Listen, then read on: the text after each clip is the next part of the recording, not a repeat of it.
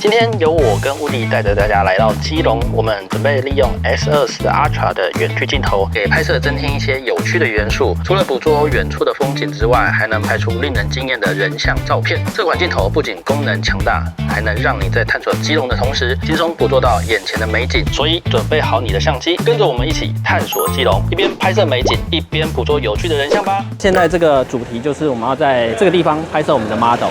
那你会看到我在马路的这一岸 ，model 在马路的对岸。那为什么要离那么远？因为我要尝试用远距镜头去做一个拍摄。透过长焦段镜头来拍摄，可以压缩人与背景的距离感，更凸显人物的特色。搭配抓拍的方式来拍摄，一方面可减少给 model 的压迫感，另一方面也可以拍到更自然的动作与神情。这里是受光面，那我用5倍、3倍的人像来做一个拍摄。若是在受光面拍摄，立体感跟层次会更好。记得不要正对阳光，可以适时的调整人物的位置，让光线呈现45度角的斜侧光最好。接下来呢，我们人像拍摄的部分，因为我现在刚好背光，脸部的光线可能需要去补光。那因为我们这是 S24，补光的效果 HDR 部分做得不错，所以在整体表现上不太担心。码头边拍摄的光线刚好有点逆光，这时候我们可以请 model 背对阳光，表情会更加自然，同时也可以拍出法丝光及人物的轮廓效果。那会注意他脸部的光线、法丝光的细节。那我手会放这个位置，主要目的是快速的对脸部做对焦，因为他动作一直摆的话，我可以脸部快速对焦。那会注意他脸部的光线、法丝光的细节。构图上没有特别的限制，看你要拍全身、7分身或是半身都可以，只要注意关节处不要被裁切到，脸部表情不要太僵硬就可以。好，现在这个场景呢，我想是2个镜头。第一个是广角镜，那以往像一个大景的话，我们用低角度广角镜去带人嘛。那等一下我会另外一个镜头，就是退到后面来，用10倍的镜头去带，让大家看一下广角镜跟10倍变焦镜的差异在哪边。那我现在使用的是超广角镜头，那我现在要推到后面，用10倍，看这边。广角镜头的景深较深，可以提供更宽广的视野。越广的镜头，画面中可以看到的风景也就越多。想要拍摄出壮阔且具有张力的美景，广角镜头是非常棒的选择。望远镜头的景深较浅，越长焦段的镜头，远景被拉入画面的效果也就越明显，拍摄失真的状况也会比较少，适合用于拉近远处景色与附近元素间的距离。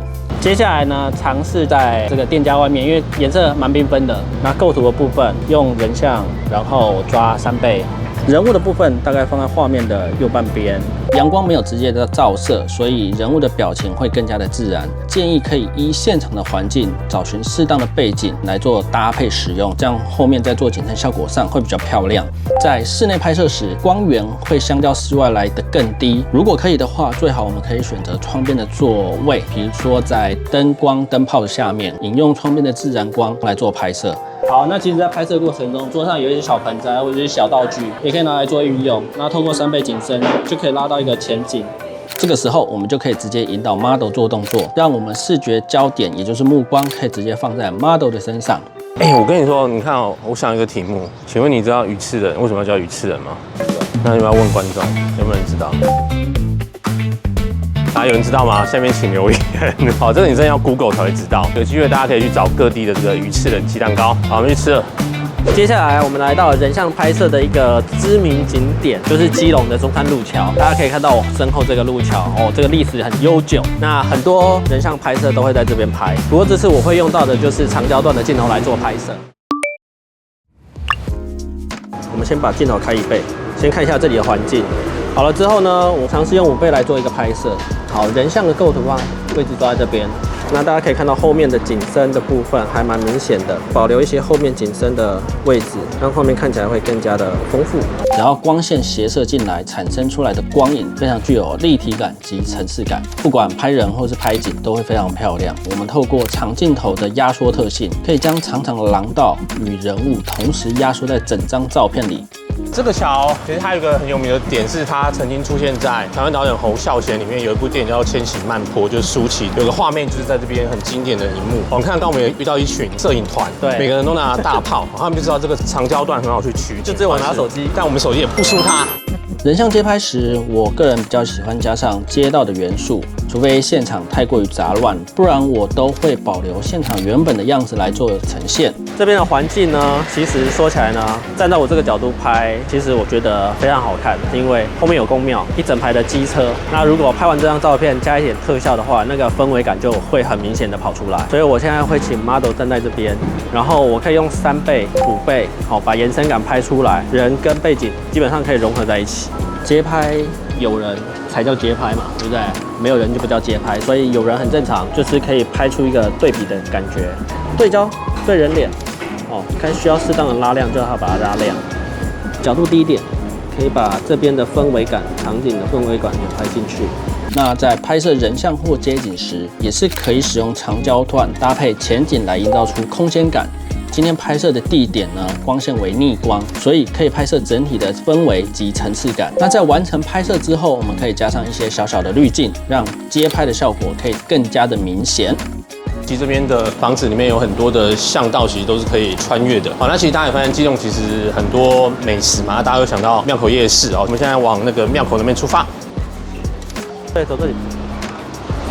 你知道这里是哪里吗？不知道。我跟你讲哦，这边是市场，没有错。可是这边呢，这是我问基隆人，基隆人跟我讲，这里是早上的鱼市场，这边很热闹的时间点是凌晨的3点到5点，渔船回来这边批发，直接批货这样。抓拍其实在摄影的过程中，算是一个还蛮常见到的一个手法。过程中，摄影师并不会主动的跟主角来做一个互动，适当时机时会去按下快门。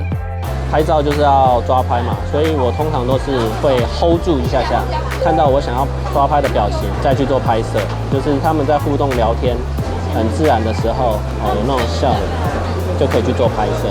抓拍的优点就是可以拍摄出最自然的画面，可是也有一个缺点，就是一错过这个画面就没有了，所以掌握抓拍的时机非常的重要。其实今天整个在拍人像下来呢，我们也尝试用了长焦段去做拍摄，不管是3倍、5倍、10倍，然后包含人像的摄影部分去做拍摄。那其实人像摄影的构图呢，基本上不外乎就是紧致嘛，因为特别运用了长焦段。那其实跟街拍的原理是一样，就是懂得去取舍你画面中的元素。当然 model 是主角，可是如果有人带景的过程，那后面的有些景色你势必可能要去取舍一下。那当然，刚才伍迪有一个很重要的任务，就是跟 model 要互动啊，因为有这样子很自然的互动，所以我在抓拍的时候，人物的表情就会变得很自然，而不是刻意去说我要对笑一下这种很生硬的，这样就不自然。所以伍迪的角色也很重要，我们辛苦他了。在互动的时候，请人家从旁边拍摄，或是你自己就是摄影者的角度的时候，其实就可以去捕捉到这个最真实的一刻。那大家还有没有想要了解的主题跟创作的方式跟摄影有关的，也欢迎大家在底下留言。那我们收集到大家资讯之后，会尽快的安排我们相关的拍摄计划。拜拜，下次见。拜拜。